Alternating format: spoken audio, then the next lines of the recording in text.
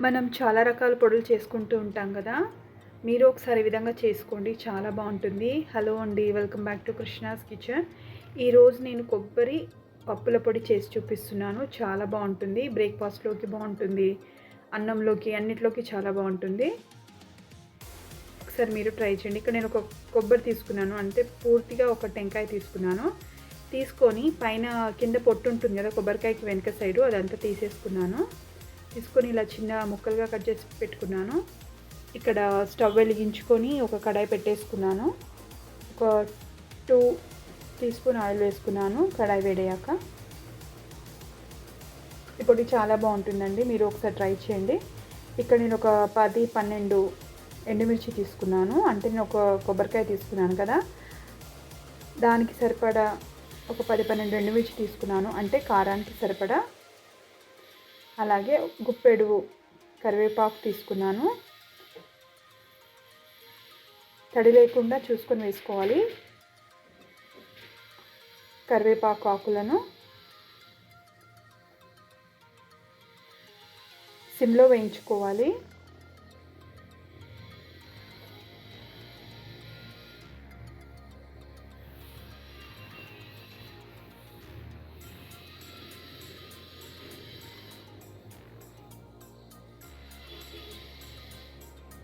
ఎండుమిర్చి కరివేపాకు కొద్దిగా కలర్ మారే వరకు వేయించుకుంటే సరిపోతుంది. ప్లేట్లోకి తీసేసుకుంటున్నాను.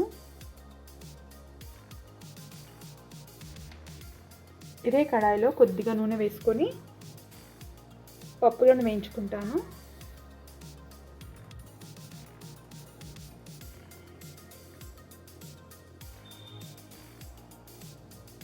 ఒక టీ స్పూన్ ఆయిల్ వేసుకున్నాను.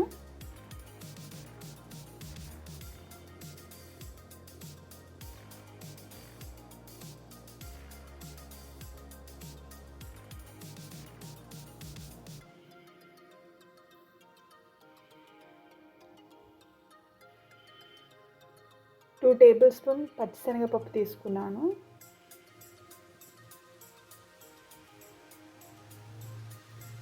శనగపప్పు 2 టేబుల్ స్పూన్ తీసుకున్నాను. 2 టేబుల్ స్పూన్ మినపప్పు కూడా తీసుకోవాలి.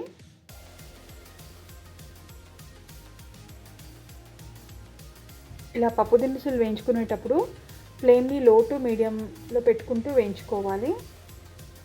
అప్పుడే చక్కగా వేగిపోతాయి వేసుకున్న పప్పులన్నీ.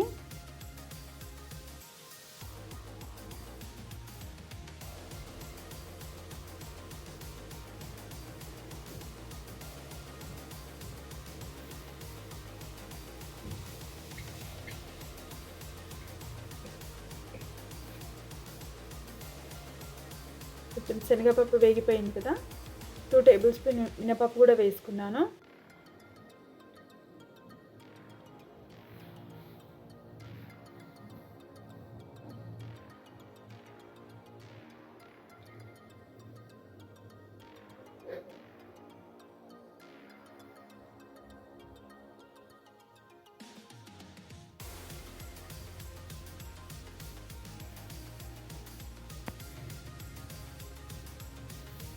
మినపప్పు వేగిపోయింది. ఒక టేబుల్ స్పూన్ ధనియాలు కూడా వేసుకున్నాను.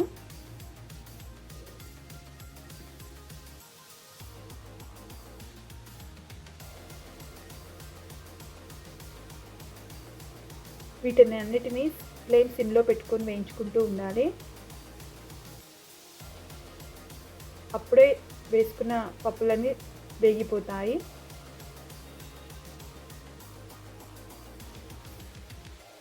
వేసుకున్న ధనియాలు కూడా వేగిపోయాయి.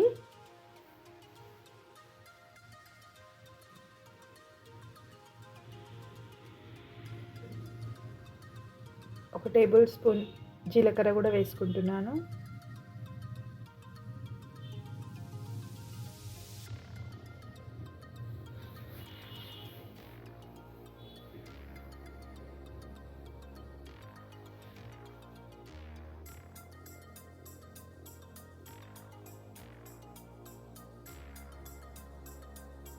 ఈ పప్పులను వేగడానికి కొద్దిగా టైం పడుతుంది. అంటే ఫ్లేమ్ సిమ్లో పెట్టుకొని వేయించుకోవాలి.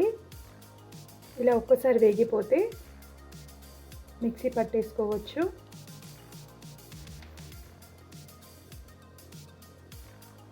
టేబుల్ స్పూన్ నువ్వులు కూడా వేసుకున్నాను. నువ్వులు త్వరగానే వేగిపోతాయి కదా, అందుకోసమే చివరిలో వేసుకున్నాను. పప్పులన్నీ వేగిపోయాక ముందుగా వేస్తే మాడిపోతాయి. ఇక్కడ నేను ఒక చిన్న నిమ్మకాయ సైజ్ అంత చింతపండు తీసుకున్నాను, అంటే ఒక 4-5 రెబ్బలు తీసుకున్నాను.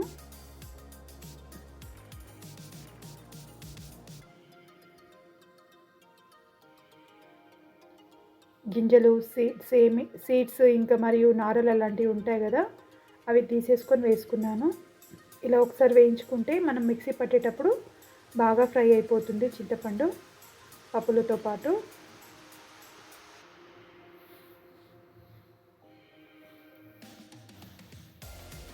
ఇప్పుడు కట్ చేసి పెట్టుకున్న కొబ్బరి ముక్కలు కూడా వేసేసుకున్నాను. ఒకసారి వేయించేసుకోవాలి.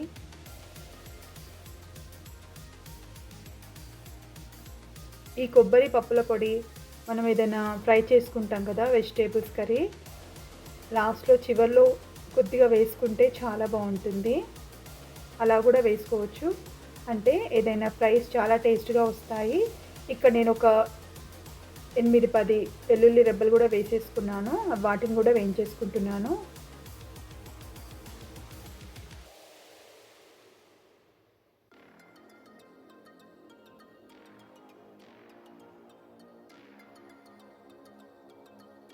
ఈ పొడిని చాలా రోజుల వరకు స్టోర్ చేసుకోవచ్చు, కానీ తడి లేకుండా చూసుకోవాలి.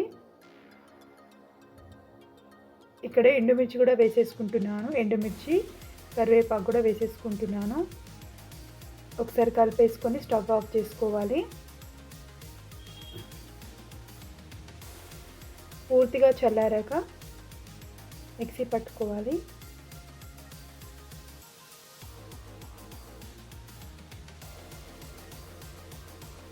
కొద్దిగా చల్లారనివ్వాలి.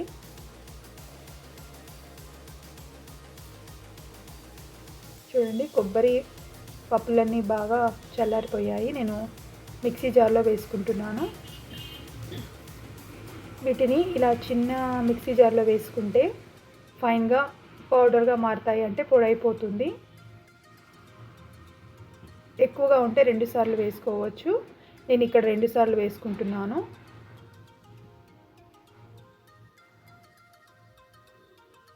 అలాగే పొడికి సరిపడా సాల్ట్ కూడా వేసుకుంటాను.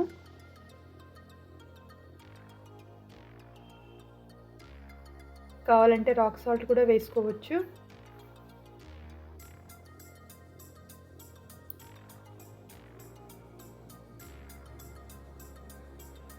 ముందుగా పర్ల్స్ మోడ్లో గ్రైండ్ చేసుకుంటూ ఇలా బరకగా పౌడర్ చేసుకోవాలి, అంటే కోర్స్గా పట్టుకోవాలి. మరీ మెత్త పిండిలా చేసుకోవద్దు, తినేటప్పుడు చాలా బాగుంటుంది. ఒక బౌల్లోకి తీసేసుకుంటాను.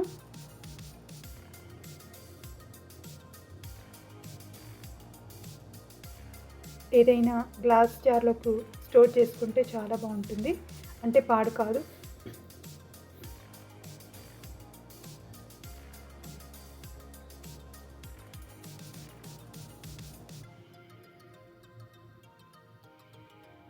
మిగతాది కూడా గ్రైండ్ చేసేసుకుంటాను.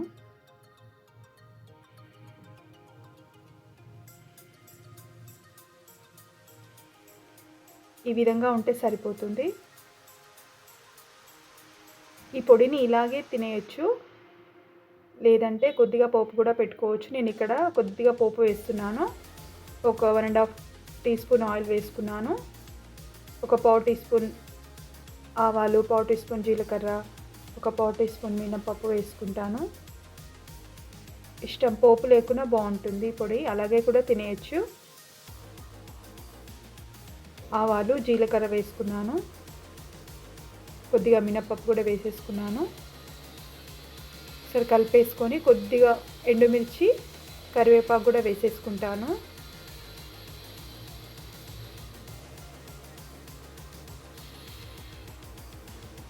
కొద్దిగా వెల్లుల్లి రెబ్బలు ఒక 4-5 కచ్చపచ్చ దంచి వేసేసుకున్నాను.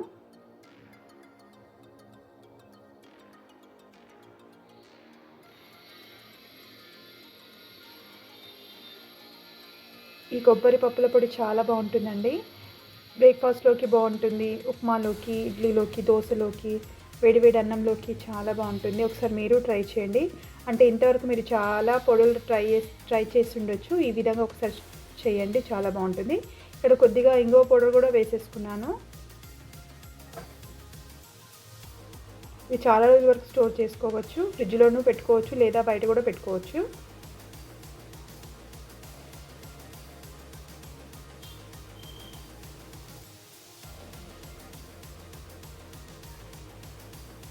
ఏదైనా గ్లాస్ జార్లో పెట్టుకొని స్టోర్ చేసుకోవచ్చు.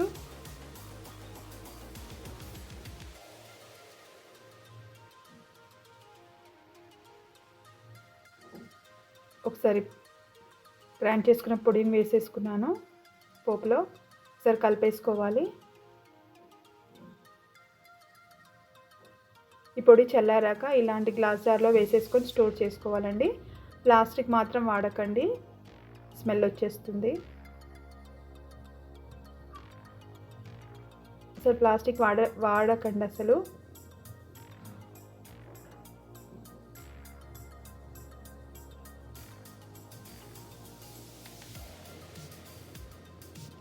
చూడండి, కొబ్బరి పప్పుల పొడి రెడీ. మీరు ఒకసారి ట్రై చేయండి. Thank you.